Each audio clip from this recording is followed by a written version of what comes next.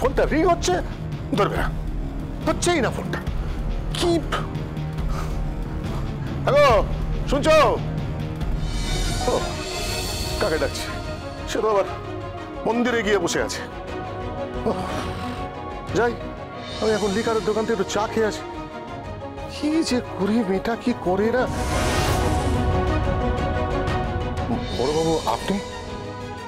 ও না না, আপনার কোনো চিন্তা নেই, আমি ঠিক আছি, আমি একেবারে ঠিক আছি।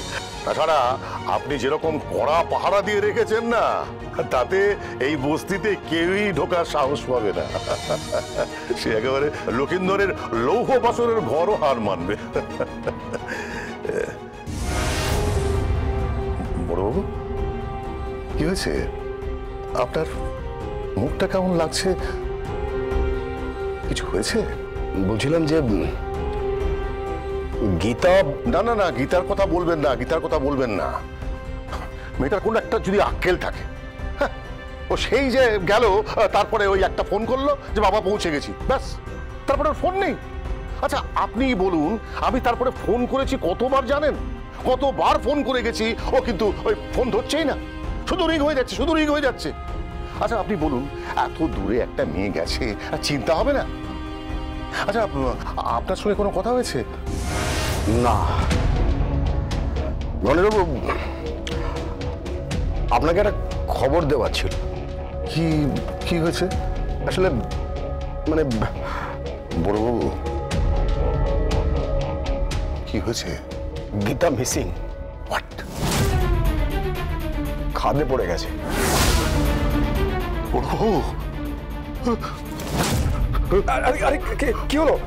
গণেশবাবু বসুন, আপনি বসুন, আসুন। আরে বসুন, আপনি বসুন, বসুন বসুন বসুন।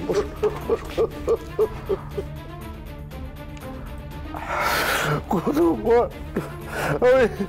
আমি কতবার বারণ করেছিলাম, কেউ শুনলো না, জানেন, শুনলো না। আমিও বারণ করেছিলাম, শুনলো না। বড় আমার মেয়েটা বেঁচে আছে তো? না, এখনো কোনো ট্রেস পাওয়া যায়নি, তবে খোঁজ চলছে। আচ্ছা আচ্ছা, কে কে এমন করলো বলুন তো? কে? যেটা কেউ কোনোদিন কল্পনাও করতে পারেনি। কে? পদ্ম। পদ্ম?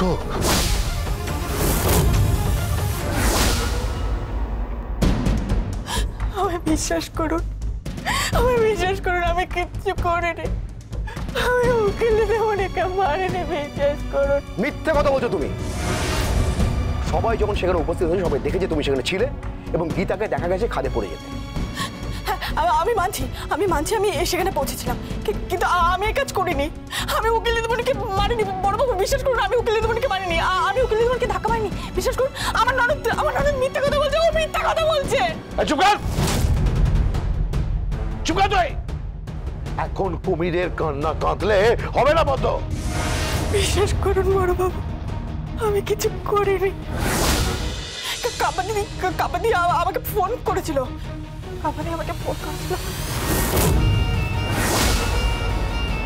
আরে বাবা, গীতা ওখানে কৃপানকে ঘিরে নিয়েছে, সিন ক্রিয়েট হচ্ছে, মারামারি হচ্ছে, তুই তাড়াতাড়ি পৌঁছা, আমিও পৌঁছাচ্ছি। আর তারপর আমি আগে পিছে কিছু না ভেবে বেরিয়ে পড়ি। আর ওখানে পৌঁছে গিয়ে দেখি কে কোথায়, কোথাও কেউ নেই। দেখলাম উকিল দিদিমণি পড়ে গেল। আমি ধাক্কা মারিনি, বিশ্বাস করুন, আমি ধাক্কা মারিনি। সত্যি বলছো? আমি মিথ্যে বলছি না, আমি একটাও মিথ্যে বলছি না। না, তুই মিথ্যা কথা বলছিস, মিথ্যাবাদী তুই। তুই নিজেকে বাঁচানোর জন্য এই সমস্ত মন গড়া গপ্প বানাচ্ছিস, কাব্যকে ফাঁসাচ্ছিস। তুই এটা করেছিস, তোর পানিশমেন্ট হবে। আমি তোকে কোর্টে নিয়ে যাব, কোর্টে আমি তোকে জেলে নিয়ে যাব, জেলে।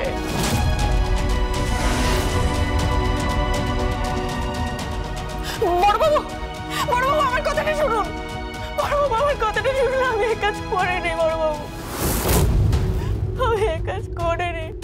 আমাকে ভাসানো হচ্ছে বড়বাবু, আমাকে ভাসানো হচ্ছে, ইচ্ছা করে ভাসাচ্ছে সবাই বড়বাবু। আমার কথাটা শুনুন, ইচ্ছে করে ভাসাচ্ছে।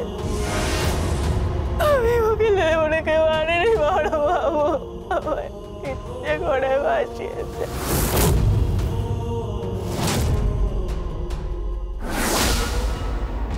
পদ্ম, তুমি এবার সত্যি সত্যি ফেঁসে গেছো পদ্ম, ফেঁসে গেছো তুমি। মুখার্জি বাড়ির পরিচারিকা নাকি কৃপান ব্যানার্জির বউ হবে? হ্যাঁ, তুমি আর তোমার ওই উকিল দিদিমণি হাতে হাত মিলিয়ে আমাকে ফাঁসিয়ে বিয়ে করেছো, তার দাম তো দিতেই হবে, তাই না? খুব বেড়ে খেলতে গেছিল। পদ্মর মতন একটা মেয়ে এই বাড়িতে ঢুকে ধরাকে সরা জ্ঞান করছিল।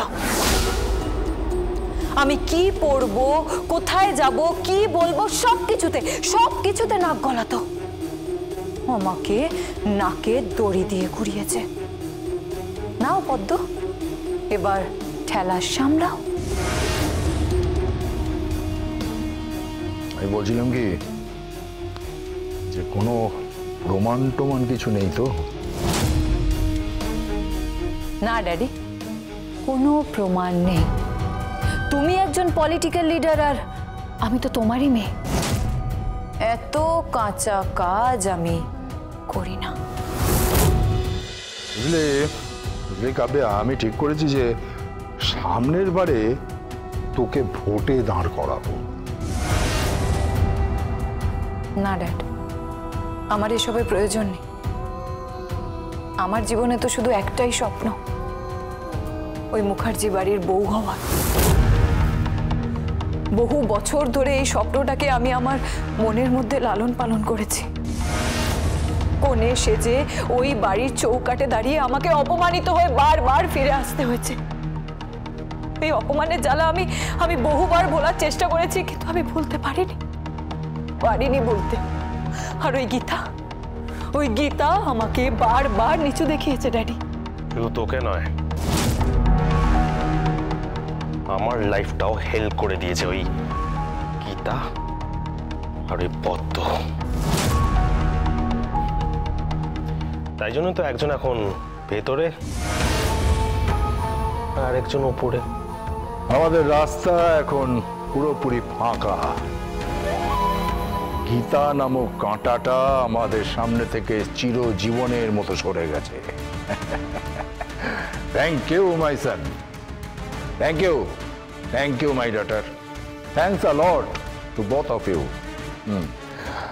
আমি তোদের একটা ট্রিট দেব, আমার তরফ থেকে তোদের ট্রিট পাওনা রইল। পার্টি হবে আজকে, পার্টি। ইয়েস, পার্টি করব, পার্টি।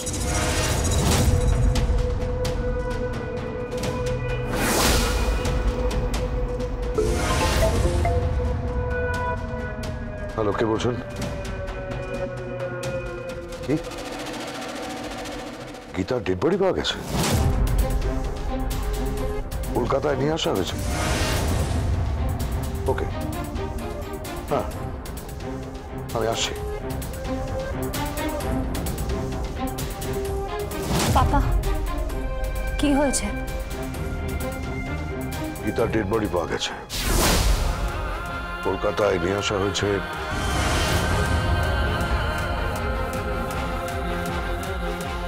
আমি আসছি। পাপা, আমি যাবো পাপা। এসো।